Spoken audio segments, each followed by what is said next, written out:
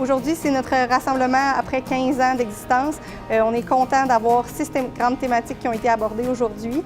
L'entrepreneuriat, l'emploi, la conciliation travail-famille, choisir la Mauricie, l'environnement et puis les Premières Nations. L'équipe du Forum, on s'est assis ensemble avec les conseils d'administration puis on s'est dit qu'est-ce qu'on peut faire pour connaître réellement les besoins des jeunes. Nous, on le voit en tant qu'avec nos lunettes d'intervenants, mais le jeune lui-même, il voit ça comment l'emploi, l'entrepreneuriat et tous les autres thèmes qu'on parle aujourd'hui.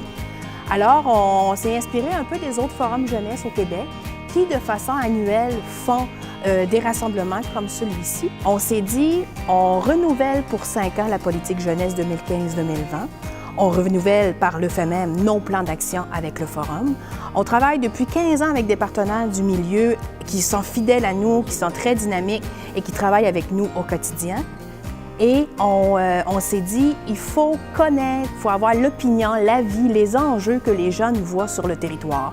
On m'a demandé d'animer cette grande journée, le Rassemblement jeunesse de la Mauricie. Dans le fond, je n'ai pas hésité du tout. C'était un oui pour moi parce que je travaille déjà avec des jeunes puis je trouve que ces jeunes-là ont plein de choses à dire et j'avais le goût justement de leur permettre d'animer, de mettre de la vie justement dans cette belle journée-là, dans la belle journée de printemps qu'on est en train d'avoir. Lorsque j'ai reçu l'invitation aujourd'hui pour le Rassemblement jeunesse, c'est certain que moi, je me suis senti interpellé parce que dans mes fonctions de travail, je veux pas, nous on se soucie beaucoup de la relève entrepreneuriale et de la relève tout court en affaires. Donc c'est certain que d'être ici aujourd'hui et d'entendre les préoccupations des jeunes, c'est vraiment intéressant, mais ça fait également réagir sur le fait que les jeunes ont des attentes, les jeunes ont des appréhensions, c'est important de les écouter, mais de pas juste les écouter, mais à un moment donné de trouver de prendre action et de mettre en place des solutions concrètes pour justement leur montrer que non seulement on est à leur écoute, mais qu'on a des solutions à proposer pour justement pouvoir les impliquer dans ce processus de relève-là. Des journées comme aujourd'hui, on rencontre plein de jeunes super motivés, on discute, on est là pour changer le monde, on trouve les nouveaux axes d'intervention pour les prochaines années et c'est aux jeunes de trouver c'est quoi les problématiques et c'est quoi les solutions parce que c'est nous qui allons vivre dans ce monde-là.